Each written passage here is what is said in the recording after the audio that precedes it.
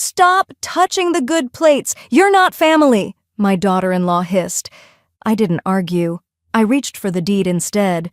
By the end of the week, my signature was the only one that mattered. Theirs was gone from the paperwork, the plans, and the future they thought was theirs. I'd spent years making this house a home. Now it was mine alone. And when they came for it, the documents would answer for me. Before we begin, may I ask, where in this big, beautiful world are you listening from? It's always a quiet honor to know who's sharing this space. Drop it in the comments and don't forget to subscribe. The first fork sang against the oak tabletop like a tuning note, bright and thin, and Maggie Collins knew the room would remember if she let herself tremble. She steadied her hands. The dining room in Ardsley Park breathed old Savannah, crown molding crisp as a collar, windows tall enough to drink the late summer light, a ceiling fan spinning lazily above the chandelier. She laid the forks in a neat parade beside the dinner plates she'd pulled from the everyday stack, white stoneware, serviceable, no flourish. The air smelled faintly of lemon oil, starch from the ironed linens, and something buttery drifting in from the kitchen where Brittany liked to perform being hostess. 4 settings, Maggie murmured, more to the table than to herself. David, Brittany, me, and the space where dignity sits. She moved to the china cabinet, a handsome glass-fronted sentinel that had traveled with her through homes and years, its shelves catching sunlight and turning it into soft champagne. Inside, the good plates waited. Bone china with cobalt rims and a spray of gold wheat at the edge, the pattern delicate as breath. Sunday deserved grace. She reached in, fingers slipping around the familiar thinness. The sound of porcelain ticking gently against porcelain like polite applause. Brittany's reflection arrived first, a smear of blonde hair and a fitted dress, before Brittany herself, one hand on the cabinet door above Maggie's. "Stop!" She didn't quite touch Maggie, but her voice did, a little hiss that cooled the room. "Stop touching the good plates. You're not family." Silence found the corners. Even the fan seemed to hesitate. Maggie's hand paused mid-air. She could feel the plate's weight, warmer where her fingers met it, the gold rim flashing like a tiny ring of sun. She set it back against its stack without a scrape, careful as a surgeon, then closed the cabinet as though nothing had been disturbed, as though the words hadn't scuffed the floor of the evening. From the kitchen, David appeared carrying a casserole dish with a pot holder that had seen better days. His eyes, his father's eyes, fixed on the cabinet, then on Brittany, then on his mother. For a breath, he was a child again, trying to read the weather. He blinked and pasted on a smile. "Okay," he said too loudly. "So, shrimp and grits turned out great. Smells like the gray." He laughed at his own joke and set the dish down. The ceramic thud an awkward period. Brittany fluffed an invisible cushion on a chair and straightened her already straight place card. "We have guests next week," she announced to the air. "I'm saving the china for people who appreciate presentation." Maggie busied herself with the napkins. "Of course," she said. Her voice didn't break. It didn't even bend. "Mom, you don't have to," David began. "I know what I have to do," Maggie replied, folding a navy linen square into a simple bishop's hat, crisp edges kissing. She laid it at Brittany's place, then at David's, then at her own. Brittany's heels clicked across the hardwood as she circled the room, adjusting a candlestick a quarter inch, nudging a chair back flush with the rug's border. "We're trying to keep things elevated," she said, hands making a rising motion. "Consistency matters." "Consistency," Maggie said, placing the last everyday plate with exactly the care she would have lavished on porcelain, like manners. Brittany's smile sharpened. "Like boundaries." David coughed into his fist.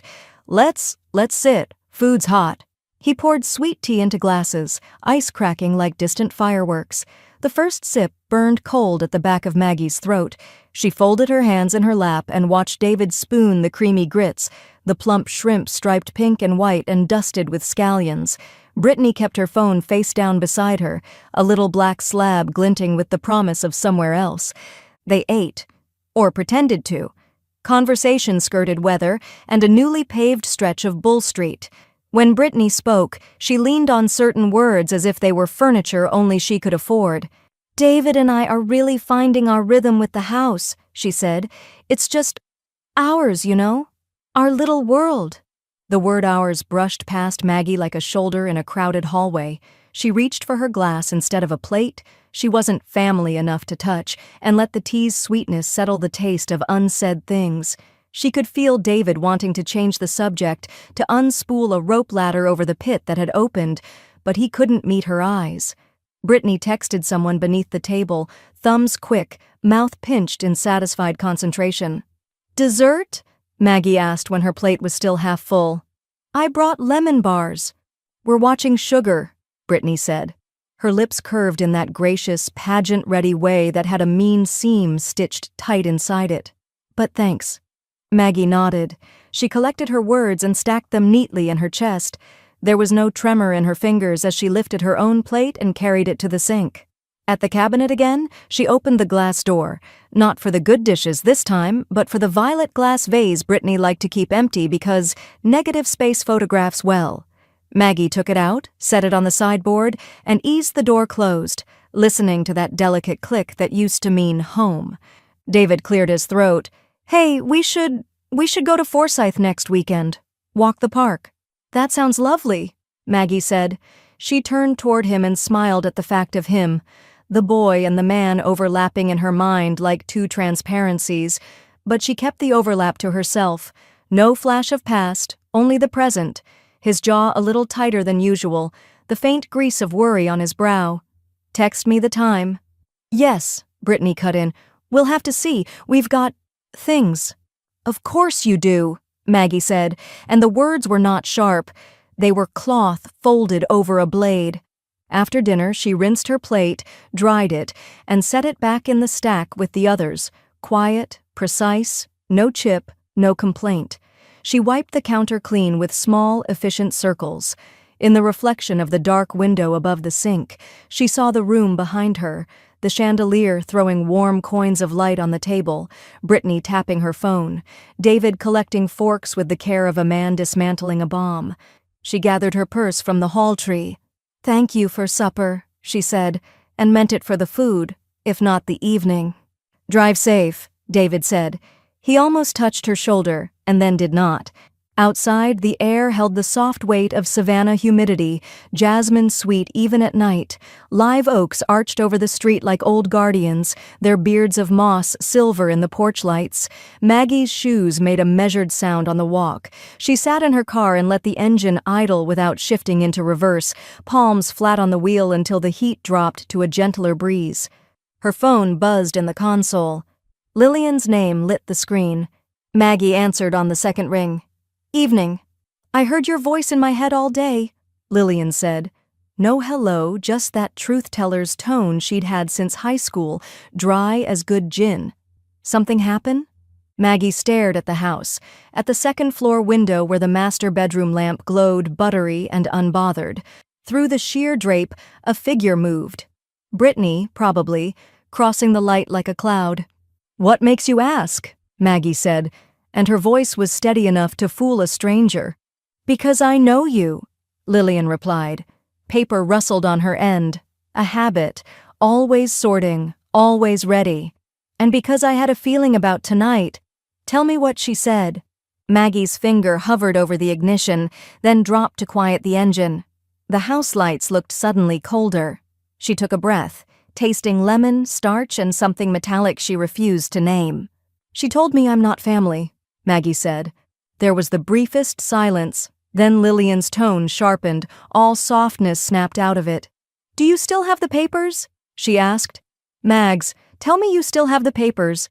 The porch light flicked on, flooding the walkway with brittle brightness, and the front door cracked as if someone might step out, right as Maggie drew the phone tight to her ear and decided whether to answer. The next morning, the house felt smaller than it had the night before, though Maggie wasn't in it. She sat at her own kitchen table, the quiet steady as breath, a second cup of coffee cooling beside her. In the drawer to her left, under the dish towels and the rubber bands and the little notebook where she still jotted grocery prices, lay the key to the safe. She hadn't touched it in years. The safe squatted in the back of her bedroom closet, behind a cedar chest and an old quilt rack. She pulled the chain on the bare bulb overhead, light falling in a tight cone on dust and shadows. The dial felt cold and faintly greasy from disuse. She turned it slow, past the first number twice, past the second once, past the third until the tumblers caught with a sound she felt more than heard. Inside, everything smelled faintly of paper and metal. Her will, her marriage certificate, old bonds her husband had called just in case. And, toward the back, an envelope heavy enough to bend under its own contents. She carried it to the bed and slid the documents free, their edges rasping softly. The title deed to the Ardsley Park house was crisp, its embossed seal catching the morning light like a coin. Her name sat there in black ink beside David's, two owners divided by a neat comma. No Brittany. Her thumb rested on her name a long moment. Ink couldn't erase what Brittany had said last night, but it could draw a sharper line. She called Lillian. Her friend answered with a simple, "Well?" "She's not on it," Maggie said, and it came out almost like a laugh, dry, without humor. "Of course she's not," Lillian replied. Maggie could hear her shuffling through something, probably one of the manila folders she kept within arm's reach even in retirement. "That girl's got all the legal standing of a potted plant. Without your signature, she couldn't sell a coat hook off that wall, and she sure as sunrise can't throw you out." Maggie traced the embossed seal with her nail. "Good to know." "More than good. It's power," Lillian said. "Don't you go forgetting that, Mags." Later that afternoon, she made another call, to Robert Ames. His voice was exactly as she remembered from the last time they'd crossed paths, low and deliberate, the kind that slowed your own speech in reply. "Yes, Maggie, you can sell your interest, gift it, will it away, whatever you choose," he said. "As long as you're listed as a joint owner, your share is yours alone to dispose of. No one else's consent required." She let the words settle. In the silence that followed, Robert added, "You sound resolute." "I suppose I am." When she hung up, her mind slipped backward, uninvited but insistent, to the day the papers were first signed. David's hand had been young then, uncalloused by mortgages and marriage.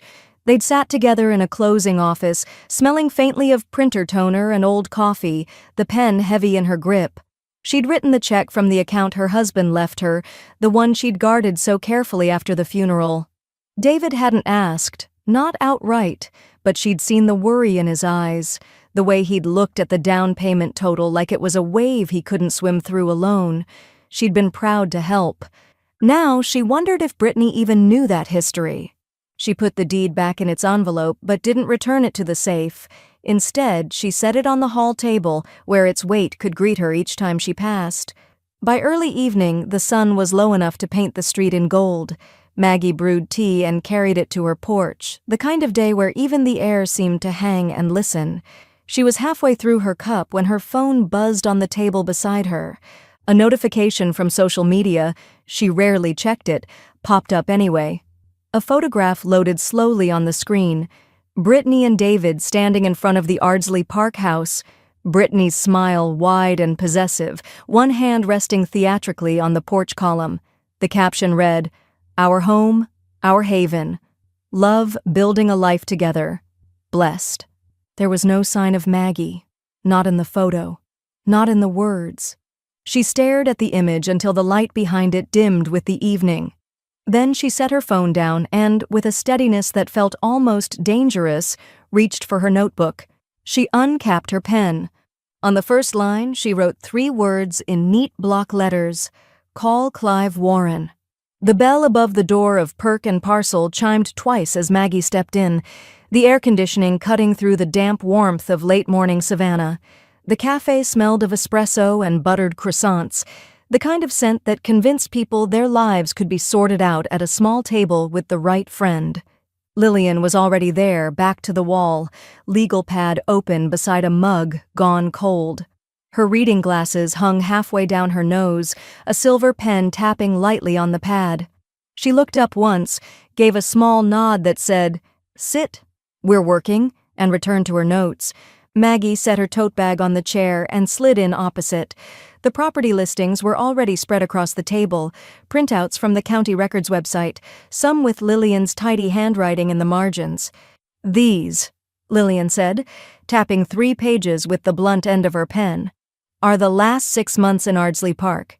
You'll notice a name that keeps showing up." Maggie leaned closer. The font was small, the deeds drier than dust, but she saw it. Clive Warren, listed as the buyer on 4 addresses she recognized from Sunday walks. All closed quickly, all for cash. "Investor?" Maggie asked. "Predator," Lillian said, though her tone carried no heat, just the fact of it. "Knows the value of a historic roofline, and he pays for it before anyone else can blink." They sipped coffee as the conversation slid into numbers. Lillian had circled sale prices, cross-referenced square footage, and highlighted terms like no contingencies and as is. Maggie's own home, she realized, could sit near the top of that list, its wide porch and symmetrical windows worth far more than sentiment alone. Lillian's phone was already in hand. "Want me to reach out? I still know half the people in the recorder's office." Maggie shook her head, the motion deliberate. "I'll do it." 2 hours later, her phone screen lit with a number she didn't recognize. The voice on the other end was smooth, masculine, and unhurried. "Maggie Collins," he said, as if tasting the syllables. "I hear you might have something of interest to me." They agreed to meet the next afternoon at the Collins House Hotel, a quiet spot on Barnard Street where business could pass for socializing. He'd know her by the book in her hand. She'd know him by the boutonniere he claimed he always wore for luck. When Maggie arrived, he was exactly as she expected. Late 50s, tanned but not leathery, dressed in a seersucker jacket and polished loafers without socks. A small white carnation was pinned to his lapel. He smiled like a man who'd learned long ago that smiling could open more doors than pushing. They talked value, square footage, market appetite, the premium attached to colonial revival details. Clive asked the right questions without pressing too far. How many joint owners, when the house was last appraised, whether the neighborhood association was as fussy as its reputation suggested. "You could command a figure well above the last sale on your street," he said, resting his hand lightly on the arm of his chair, "especially if you're ready to move quickly." Maggie smiled, not confirming, not denying. "I like to know what my options are." When they parted, he tipped his head in a small bow. "You know how to find me." That evening, David called. His voice had the weary tilt it always did after a day stretched thin between work and whatever Brittany demanded. He asked if she was free for dinner later in the week. "I might be," Maggie said, letting the pause carry just enough lightness to sound casual. She mentioned the weather, a recipe she was trying, the new hydrangeas blooming out front. Nothing about deeds or cash buyers. David laughed at something small she said, and she let herself laugh back. The rhythm between them felt almost normal. But when she hung up, she walked to the hall table, slid open the drawer where her notebook waited, and wrote a single line beneath "Call Clive Warren." "Decide what this house is worth. To me." The long harvest table gleamed under the chandelier, a sheet of polished walnut stretching between the kitchen and the front parlor. Maggie sat near the end, a place she had claimed for years, but tonight the chair felt further from the center of things. Brittany was in her element, shoulders back, hair swept into a style that probably had a name, moving around the table like a hostess in a magazine spread. A bottle of Chardonnay breathed beside her elbow, its label turned toward the couple seated across from Maggie. "Savannah's full of people who think they can just drift into a nice neighborhood and stay," Brittany was saying, her voice dipped in honey but edged with something harder. "It's one thing if you're contributing, quite another if you're just enjoying the view." Her eyes never landed directly on Maggie, but the air between them caught every syllable. Maggie took a slow sip of tea. It was hot enough to make her focus on her tongue, the steam curling upward to fog her glasses for a second. She set the cup down with precision. Across from her, David was busy carving roast chicken, his gaze locked on the meat as though precision there could keep the evening from unraveling. He asked one of the guests about their gardenias, nodded at the answer, then went back to the chicken. Lillian, seated beside Maggie, dabbed her mouth with a napkin, then reached under the table. Her hand brushed Maggie's knee, not by accident, and something slid against Maggie's palm. She curled her fingers around it without looking. An envelope, thin but stiff, sealed. The conversation kept spinning around them. Brittany was in full sail now, telling the young couple across from her how she and David had really made the house ours. She spoke about restoring the crown molding, refinishing the floors, choosing the perfect shade of white for the exterior. "We want it to look timeless," Brittany said, fingers grazing the stem of her wine glass. "Some homes just have good bones, but they need the right people to bring them to life." The wife of the young couple murmured something approving. The husband asked if the house was difficult to maintain. "Oh, we manage," Brittany said with a little laugh. "It's our pride and joy. It's home." She lingered on the word, letting it swell in the room. Maggie smiled, the polite kind that suggested she agreed without offering proof. She tasted the smile the way she might taste a lemon seed caught between her teeth, bitter but small enough to swallow. Lillian leaned in just enough for her voice to carry over the clink of cutlery. "Open it later," she murmured. Her tone was neutral, but Maggie heard the undertow in it. The rest of the meal was a carousel of pleasant noises, silver against porcelain, low laughter, the occasional swell of Brittany's voice lifting above the others to tell another anecdote about the neighborhood association or the merits of a particular landscaper. When dessert arrived, chocolate torte with raspberry drizzle, Brittany told the table how they'd chosen the dining chairs. "We wanted something that said heritage, but still fresh," she explained. "These just spoke to me, like the house did." Maggie set her fork down, folded her hands, and let her gaze drift past Brittany to the sideboard where the china cabinet stood. The glass panes caught the light and held it like secrets. After coffee, the guests gathered their coats, thanking Brittany for the lovely evening and promising to host next time. David walked them to the door, his laugh echoing in the front hall. Maggie stayed in her seat until the sound of the latch clicked. She slid the envelope into her tote, then reached for her tea again. It was lukewarm now, the lemon wedge faded to a pale ghost at the bottom. Brittany returned, collecting wine glasses. "You know," she said lightly, "it's nice having a full table. Makes the house feel alive." Maggie's smile returned, that same neat seam of civility. "Yes," she said, "alive." She stood, her chair whispering against the rug, and moved toward the foyer. The envelope pressed against her hip with every step, a small, steady reminder that the night's most important exchange had gone unnoticed. Outside, the air was soft and thick, a hint of salt drifting in from the river. Maggie opened her car door, slid into the driver's seat, and finally broke the seal. Inside, on Lillian's stationery, was a single sheet, draft terms of sale, her share only, cash offer. The figure at the bottom was higher than she'd imagined.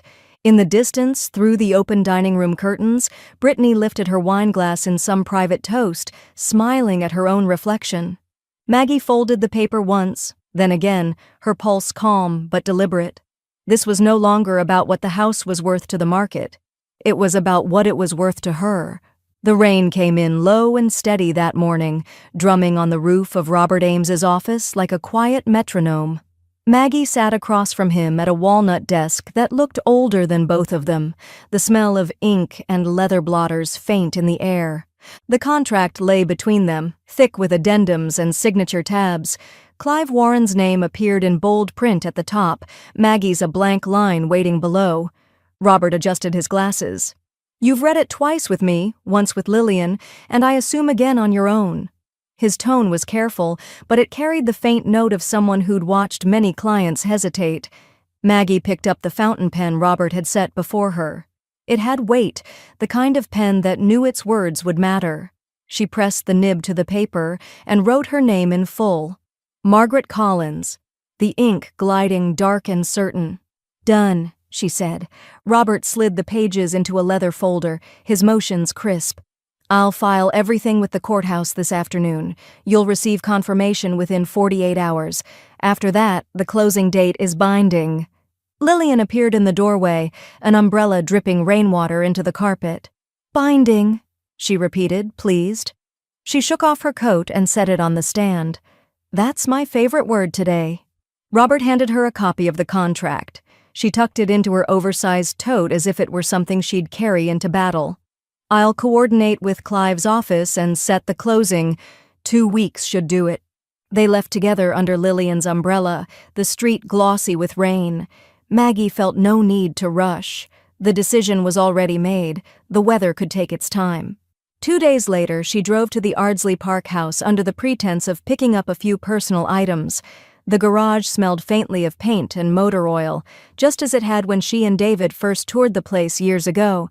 She found the flattened cardboard boxes stacked in a corner, the kind left over from grocery store deliveries. One by one, she popped them into shape, taping the bottoms with neat strips.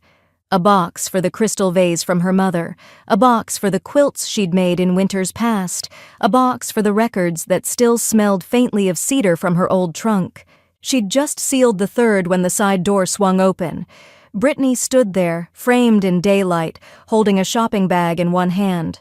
Her gaze skimmed the stack of boxes, lingered on Maggie's tape gun. "Spring cleaning?" Brittany asked, her smile edged with amusement. Maggie straightened, dusting her palms. "Just sorting things." Brittany's tone was light, but her eyes were taking inventory. "Sometimes people box things up when they're moving." Maggie reached for another box without breaking eye contact. "And sometimes they just like order." Brittany's smile sharpened, the kind a cat might wear watching a bird hop closer. "Of course." She stepped back, letting the door close with a soft thud, her heels clicking down the hall.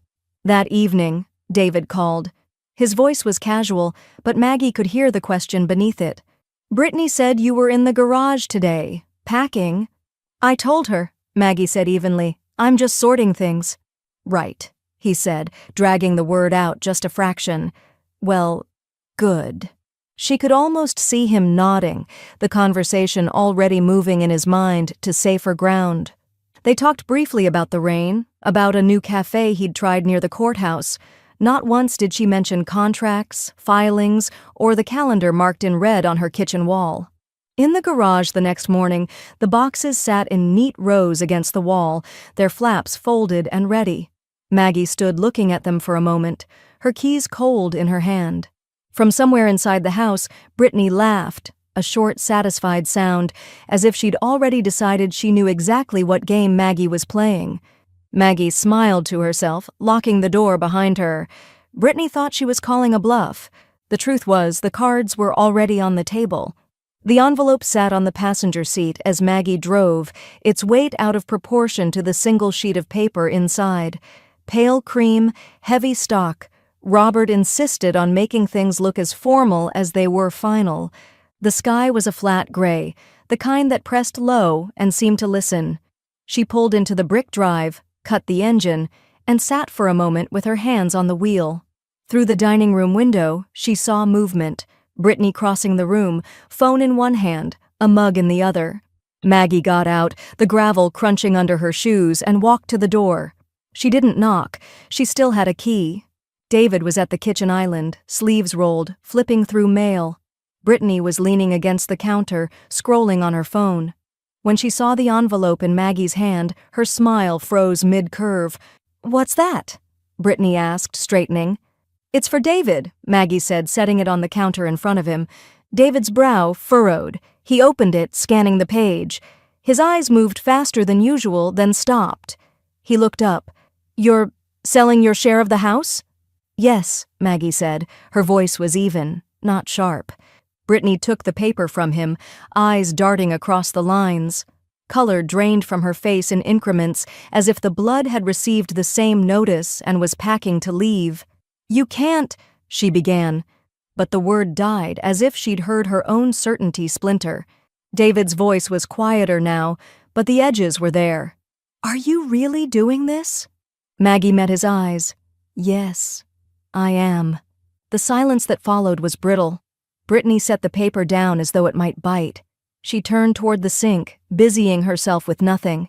Maggie didn't stay long. She'd come to deliver, not to debate. That afternoon, Lillian was at her apartment, sleeves rolled, packing newspaper around the edges of Maggie's crystal vases. Start with the things you don't want them touching, she advised. You'll feel better seeing them gone.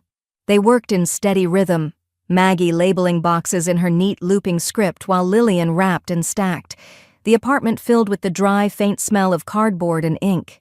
You know, Lillian said, taping a box shut, Robert told me this morning that everything's in order. Once they see that signature on file, they'll understand there's no turning it back. Maggie allowed herself a small smile. Robert's good at reminding people what binding means. Later, they met Robert at his office. He stood behind his desk, jacket off, shirt sleeves crisp. I've received confirmation from the courthouse, he said. Your contract is on record. Closing date is in 12 days. They can't interfere. Not that it'll stop them from trying, Lillian said. Robert's mouth curved faintly. Trying is free. Changing it is impossible. Maggie felt the certainty settle deeper into her bones. She thanked him, tucked the copies he handed her into her bag, and stepped back out into the street. The air smelled faintly of rain again, like the day she'd signed the papers, only now the clouds felt lighter, the horizon wider. At the house that evening, a single light burned in the garage. Maggie stepped inside to collect another box and found Brittany standing there, arms crossed, the notice lying open on the workbench. You think you're scaring me, Brittany said, her voice low but tight. Maggie lifted the box without answering, feeling its weight balance against her hip. She walked past Brittany toward the door. Brittany's gaze followed her, sharp as cut glass. You're making a mistake. Maggie paused in the doorway and looked back, not with anger, but with something closer to patience. No, she said, I'm correcting one. Then she stepped out into the dusk, the sound of Brittany's breath catching behind her, as though the walls of her certainty had just begun to crack. The doorbell rang just after 10, the chime echoing sharp and clear through the house. Maggie stood in the front hall, a slim folder in her hand, and opened the door to find Clive Warren framed against the pale morning. His white carnation was crisp against his jacket lapel. Beside him stood a man in a navy windbreaker, clipboard tucked under one arm. Mrs. Collins, Clive said with the easy confidence of someone who'd never been refused entry. This is Mr. Adair. He's here for the inspection. Before Maggie could answer, Brittany's voice cut from the living room. What's going on? Her heels clicked on the hardwood as she approached. The moment she saw Clive, her expression thinned to something brittle. No one told me about an inspection today. I did, Maggie said evenly, stepping aside to let them in. Brittany's mouth twitched, the way people's do when they can't decide whether to fight or pretend they don't care. She chose the latter, at least for now, turning on her heel with a toss of hair that caught the light. Moments later, a door upstairs slammed hard enough to rattle the chandelier crystals. Clive gave a courteous half-smile, as if acknowledging the performance without inviting commentary. Mr. Adair opened his clipboard, pen poised, eyes scanning the trim and crown molding as though he could see every nail beneath the paint. They moved from room to room, living room, dining room, kitchen, Adair murmuring notes to himself, occasionally kneeling to check outlets or pressing a level against the baseboards. Somewhere above them, Brittany's footsteps crossed and recrossed the floorboards, her presence a storm cloud in heels. Halfway through the inspection, the music started, loud, thumping bass, shaking the light fixtures in time with a pop singer's voice. Maggie caught Clive's raised brow. I suppose she has strong feelings about visitors, Maggie said. Every house has its weather, Clive replied smoothly, trailing after the inspector. When they reached the dining room, Maggie slipped into the kitchen and returned with a tray, white porcelain cups, a small pot of tea, sugar, lemon slices in a glass bowl. She set it on the table with the same precision she'd once reserved for Sunday dinners. Gentlemen, something to take the edge off the noise? She asked. Adair looked up from his notes, clearly startled by the offer. That's very kind, ma'am. Clive took a cup, inhaled as if testing the tea's aroma. Charm like this doesn't come with new construction, he said, glancing toward the high ceilings, the deep crown molding. You can't fake a soul. Upstairs, the music cut off mid-chorus, as abruptly as if a plug had been yanked from the wall.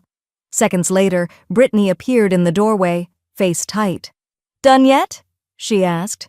Not quite, Adair replied without looking at her. scribbling a final note before stepping into the hallway. Clive set his empty cup on the tray. "We won't be much longer." Brittany's lips parted as if to reply, then pressed into a thin line. She turned and climbed the stairs again, her tread sharper this time, the air behind her cooling by degrees. When the inspector stepped outside to check the porch supports, Clive lingered with Maggie in the front hall. "She's spirited," he said lightly, though his eyes held a glint of calculation. Brittany took to stalking from room to room with her phone in hand, filming evidence for anyone willing to watch her stories online. "This is unlivable," she said on repeat, the words sharp enough to cut but dulled by overuse. David stayed late at the office when he could. When he was home, he nodded through her tirades, answering in monosyllables, as though every response was a minefield. On Friday, a cream envelope arrived in the mail slot, Clive's name in the corner. Brittany tore it open at the kitchen counter, scanning quickly. Her voice went up an octave. "Rent adjustment? He's raising our rent for the common spaces?" David took the paper from her, reading the short, neat paragraph. "Says it reflects the increased value after improvements. It's within his rights." Brittany stared at him as if he'd spoken a foreign language.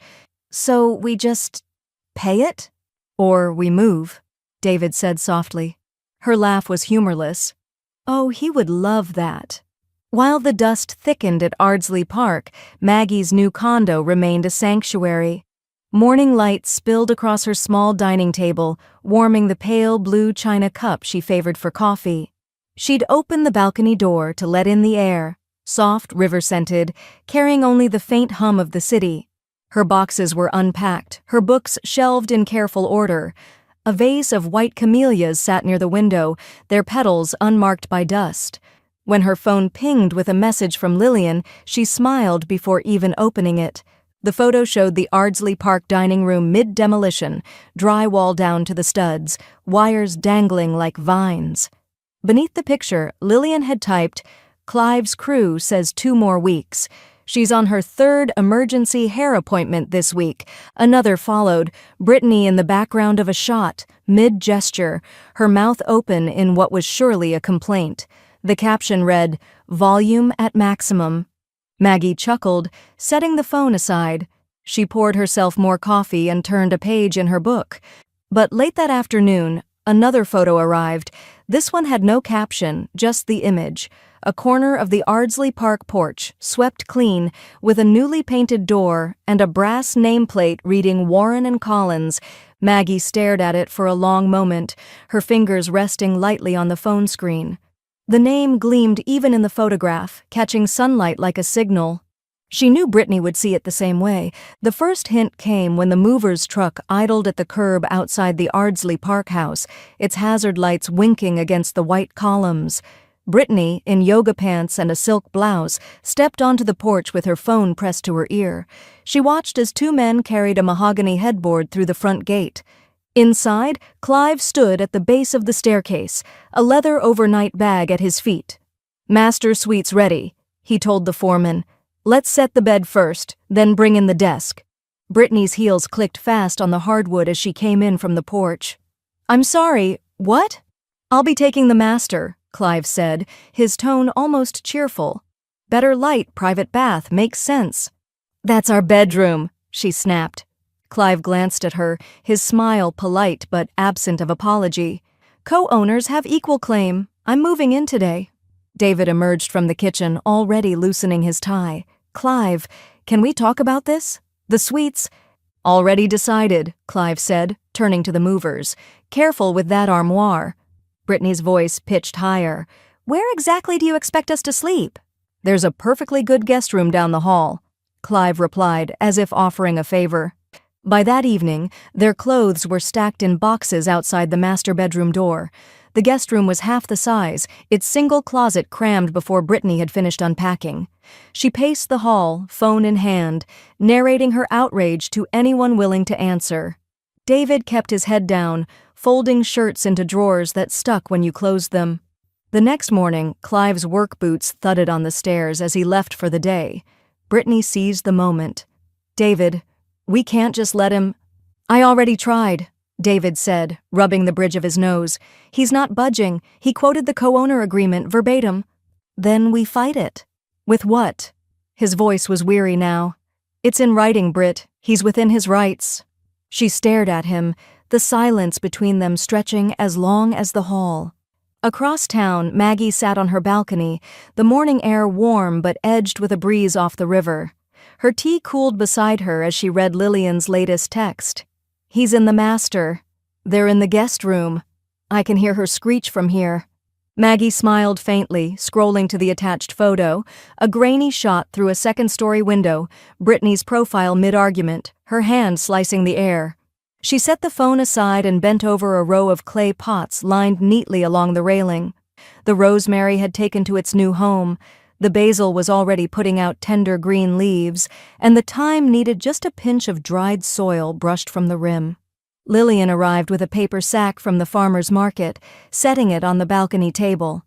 "Got you a starter for mint," she said. "Thought it might suit your tea." Maggie took it, pressing the leaves between her fingers to release the scent. Perfect. They worked side by side, tucking the new plant into the soil, pressing it firm, the city's hum low and steady around them. Back at Ardsley Park, Brittany stood in the stripped guest room, hands on hips, staring at the single narrow window. Down the hall, the master suite door was closed, light spilling in a warm strip across the polished floor. Her reflection in the glass was thin and sharp, as if even the room itself was narrowing around her. She picked up her phone, scrolling for the contact she never thought she'd call, her tone when she finally spoke low, measured, and dangerous. "I need advice," she said, "about how to make someone leave." The first month's bill from Clive arrived in a cream envelope with a gold-embossed return address.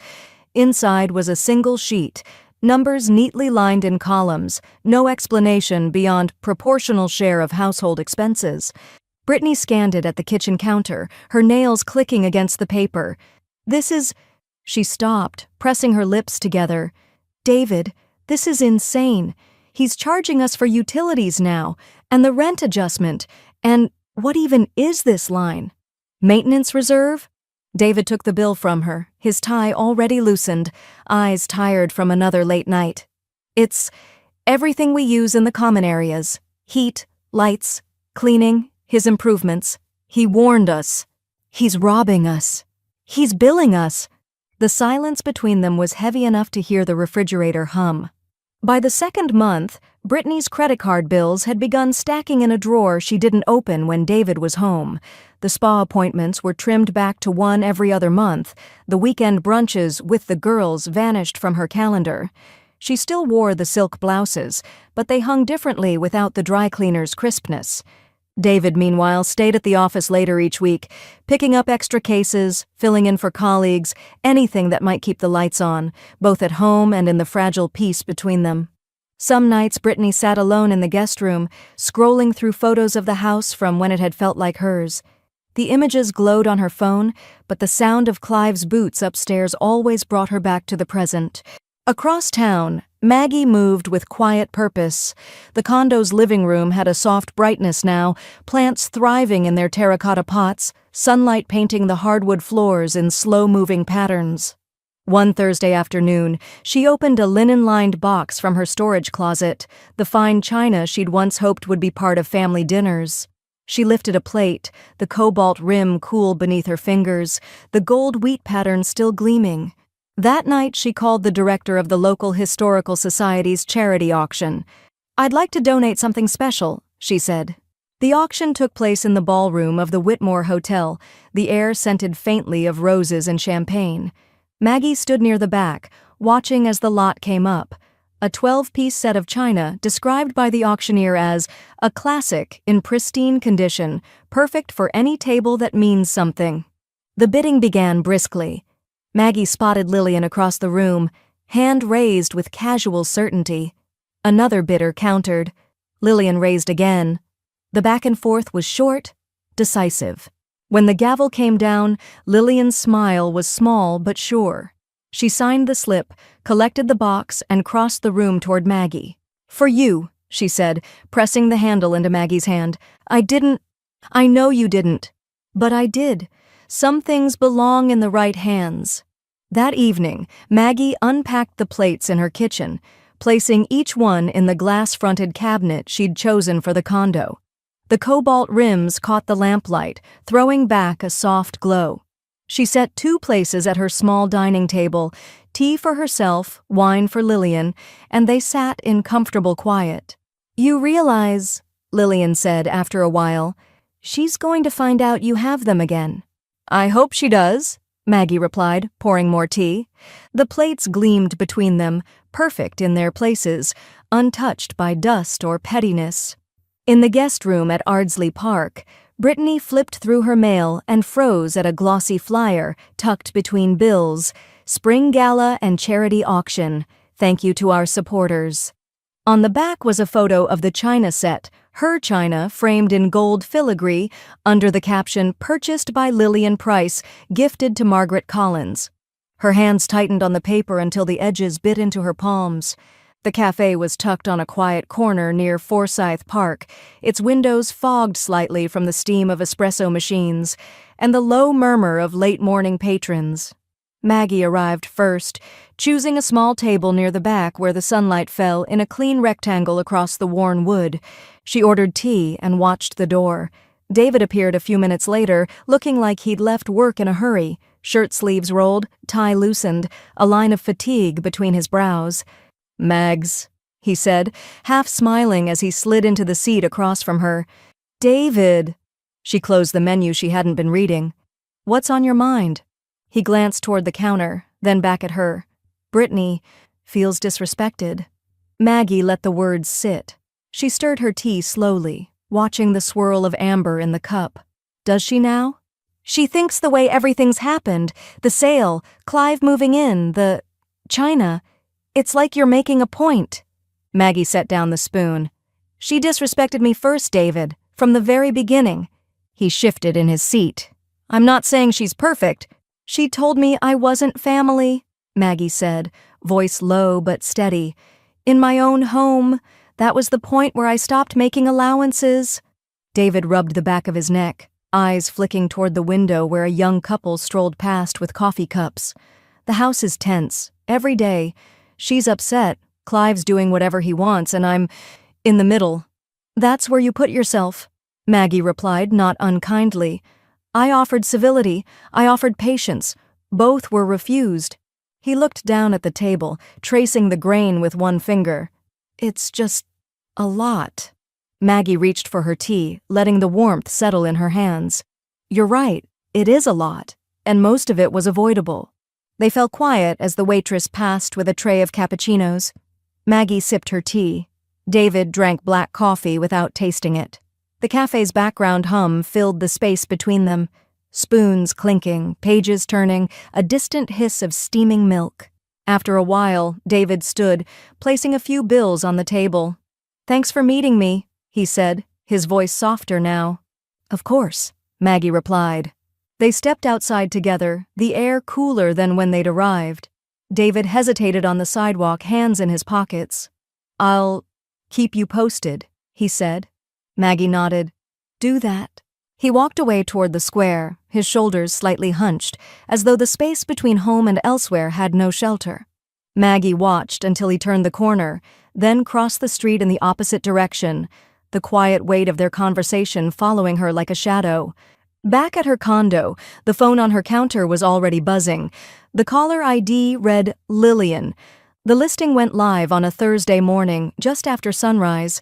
The photos gleamed on the real estate site, sunlight flooding through the arched windows, polished hardwood shining like poured honey, the front porch framed in climbing roses. In bold type beneath the images, $2.85 million, cash buyers only. By the time Brittany saw it, she'd already been tagged in 3 neighborhood group posts. She sat on the edge of the guest room bed, phone trembling in her hand. "David," she called, voice pitched high, "he's selling the house." David appeared in the doorway, tie draped around his neck. "What?" She thrust the phone at him. "Look, he's already had the photos taken. He's asking for millions. Where are we supposed to go?" David stared at the listing a long time before speaking. "It's his right, Britt. He owns half. He can sell to whomever he wants." "This isn't happening," she said, pacing. "It's not happening." That afternoon, David called Maggie. His voice had the hesitant weight of someone asking for help they knew they wouldn't get. She's panicking," he said. "About the house. Clive's listed it high, cash only. We don't know what to do." Maggie, sitting at her kitchen table with the late light spilling across her hands, didn't rush her answer. "I hope you find a nice place," she said. There was silence on the line. "That's it?" David asked. "That's it." The next evening, Lillian was on Maggie's balcony, a bottle of Prosecco sweating in an ice bucket. She popped the cork and poured. "To holding your ground," she said, raising her glass. Maggie clinked hers against it. "And to knowing when to stop talking." They drank, the city lights blinking on below them, the hum of traffic softened by distance. Sunday brought the open house. Maggie, dressed deliberately, wide-brimmed hat, dark sunglasses, linen dress that whispered when she moved. In the mirror, she looked less like herself and more like a woman browsing possibilities. The street outside Ardsley Park was lined with cars. A white sign with gold lettering read, "Open House Today, Warren Realty Group." She stepped through the front door as if she were a stranger, nodding politely to the young agent stationed in the foyer. The air inside smelled of polished wood and faint citrus cleaner. The master suite, Clive's suite, was staged with crisp white bedding and a vase of fresh lilies. The parlor gleamed, the furniture arranged for symmetry and space. Even the dining room, once the backdrop to so many brittle dinners, felt lighter, stripped of its old tension. Maggie walked slowly, her fingertips grazing the smooth banister as she climbed the stairs. In the guest room, Brittany stood stiffly beside the closet, arms crossed. Her eyes met Maggie's for a fraction of a second before she turned away. Maggie didn't speak. She only looked once toward the window, the same view she'd known for years, and then back toward the hall. On her way out, she caught sight of Clive speaking with a well-dressed couple in the foyer. He spotted her, and the corner of his mouth lifted, not in greeting, but in acknowledgement. She stepped into the sunlight, the faint echo of voices trailing behind her.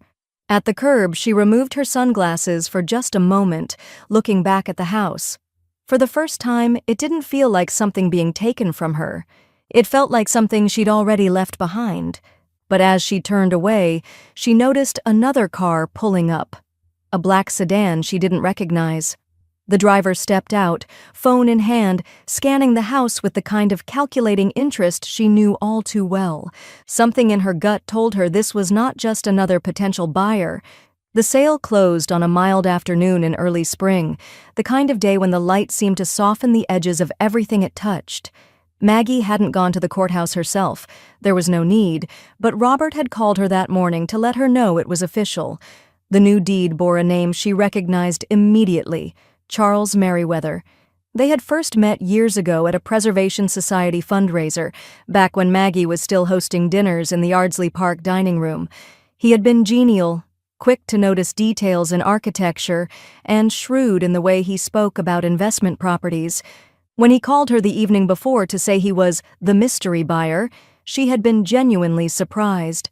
"It's a beautiful house," he'd said, his voice carrying that measured calm she remembered. "But I'm not looking to live there full-time. I'm thinking of renting out rooms, selectively, to people who appreciate history and won't complain about a creaky stair or a draft in winter." Maggie had smiled to herself at that. "You'll be able to fill the rooms easily," she'd replied. "It's a house that draws people in, though sometimes it keeps the wrong ones." Now, less than 24 hours after the ink had dried, Charles's property manager was walking up the front path with a sheaf of envelopes. Brittany answered the door, her expression already wary from the sight of an unfamiliar face. The envelope she was handed was printed on thick stock, the return address in tidy serif type. Inside was a formal notice, 30 days to vacate. The language was concise, almost cordial, explaining that the new owner intended to reconfigure the property for tenant use and that the current arrangement would end on the stated date. Brittany read it twice before calling for David. Her voice carried down the hallway, high and sharp, and when David appeared from the study, she pushed the paper into his hands. 30 days, she said, as though the number itself were an insult. 30 days to find somewhere to go. He can't do this." David scanned the letter, his jaw tightening in that way Maggie had seen so many times before when he was caught between outrage and resignation. "He can," he said quietly. "It's legal." The conversation that followed rose and fell in volume, but the walls of Ardsley Park had always been good at holding sound. Neighbors out walking their dogs glanced toward the house when Brittany's voice pitched higher, though no one lingered long enough to hear the particulars. A few mornings later, Maggie returned to the house, not for business, but because she wanted to see the garden one last time before it was changed by someone else's vision. The iron gate still swung open with the same familiar groan, and the flagstone path curved ahead just as it had for years. Spring had woken the camellias, and their blooms, pale pink and cream, leaned heavily on their stems. She moved slowly, her shoes brushing against the grass, stopping to run her fingertips over the rosemary hedge she'd planted long ago. In the center bed, the climbing roses were already reaching upward, their new growth vivid against the trellis. Maggie breathed in the scent, letting the mingled notes of earth and blossoms linger before stepping onto the back porch. The kitchen door was propped open for the breeze. Inside, she noticed the china cabinet in the dining room, once crowded with dishes for every occasion, now stood completely empty. The glass panes reflected the room in fragments, catching her own outline as she crossed to the doorway. The absence inside the cabinet was stark, but it was not surprising. The set Clive had left behind was long gone, and whatever remained of Brittany's had been packed away. That evening, Lillian stopped by Maggie's condo with a bag of lemons from her yard. They sat at the small dining table, a pot of tea between them, the windows open to the cool air. Maggie told her about the notice, about Charles's plan for the house, and about the bare cabinet. Lillian laughed, the sound low and warm. "Full circle," she said, shaking her head. "You walked away, and now the whole thing's being emptied and remade without them having a say." She took a sip of tea, her eyes still alight. "That's the thing about control. It doesn't go to the loudest voice, it goes to the one who's willing to act." Maggie looked toward her own glass front cabinet across the room. The fine china gleamed inside, cobalt rims catching the lamplight. It was all in its place now, untouched by anyone else's claim. Outside, the evening deepened, the air carrying the faint scent of the river and distant magnolia blooms. Maggie listened to it, unhurried, knowing that some endings don't arrive with a slam or a shout, but with the quiet certainty that you are no longer the one who has to fight for the keys. The first time Maggie spent a weekend back in the Ardsley Park Master Suite, it felt less like returning and more like stepping into a chapter she had deliberately closed, then chosen to reopen on her own terms. Charles had insisted, with the casual generosity of someone who knew the gesture cost him nothing, that she should make use of the room whenever she pleased. "It's too fine to sit empty," he'd said, handing her a set of keys in a small leather case. The suite had changed since Clive's tenure. Charles had replaced the heavy drapes with gauzy linen panels that caught the light, and the bedding was crisp and cool, the sort that whispered when you smoothed it down. Still, Maggie knew the bones of the room. The curve of the molding above the bay window, the faint hollow in the floorboard near the wardrobe, the way the light from the west poured in like molten gold just before sunset. On Saturday morning, she rose early, opened the windows wide, and let the warm air drift in. The scent of the garden below reached her, roses and rosemary mingling with the faint salt of the river breeze. She made tea in the small sitting area off the bedroom, the porcelain cup warm between her hands, and sat in the chair nearest the window, listening to the house settle. By late morning, Lillian arrived, sweeping in with a wicker basket hooked over her arm. Inside were scones wrapped in linen, a jar of peach preserves, and a small bouquet of mint from her garden. "I thought we'd do it properly," she said, her voice bright in the stillness. They carried everything to the dining room, where Maggie had already set the long table with her fine china. The cobalt rims glowed against the white linen cloth, the gold wheat pattern catching and scattering the light that streamed in through the tall windows. She poured the tea, the steam curling in the air, while Lillian arranged the scones on a tiered stand as if they were staging a photograph. "Feels different," Lillian said, glancing around the room. "It is different," Maggie replied. She took in the details, the polished wood, the uncluttered sideboard, the chandelier crystals flashing in the sunlight. "It's mine now, in the way that matters." They talked easily, their voices weaving with the sounds of summer outside. Bees hummed in the garden beyond the glass, and the soft rustle of leaves was occasionally broken by the distant chatter of someone passing along the sidewalk. Time slowed in that room, settling around them like the warmth of the tea in their cups. After lunch, Maggie walked out into the garden. The flagstones were warm under her sandals, and the camellias leaned toward the sun, their petals already blushing with the first hints of deeper summer. She paused by the rosemary hedge, pressing her fingertips lightly to the fragrant leaves, and let the sound of the insects fill the air around her, a steady, contented thrum. When she returned to the dining room, the table was bathed in late afternoon light. The plates gleamed beneath the chandelier, each one reflecting a perfect oval of gold from the prisms above. Lillian had stepped out to take a phone call on the porch, leaving Maggie alone in the room. She rested her hand lightly on the back of one chair, letting her eyes travel the length of the table. This was no longer the site of careful silences and brittle conversations. It had shed that skin. Now it was a room where the air moved freely, where the light touched every surface without being asked, where nothing was kept out of reach because of someone else's rules. She poured herself one last cup of tea, savoring the quiet, and thought about how much of this had been choice rather than accident. All the steps, some deliberate, some forced, had led to this moment. Her standing here, her china in place, her garden in bloom, her claim intact in the ways that counted most. When Lillian returned, they sat again, not because they needed to, but because it felt right to linger. The day outside tilted toward evening, the garden's hum softening as the light shifted. Maggie looked at the table, at the sunlight caught in the rims of the plates, and allowed herself the faintest smile. "Some tables turn themselves," she said, almost to herself. "I prefer to spin them."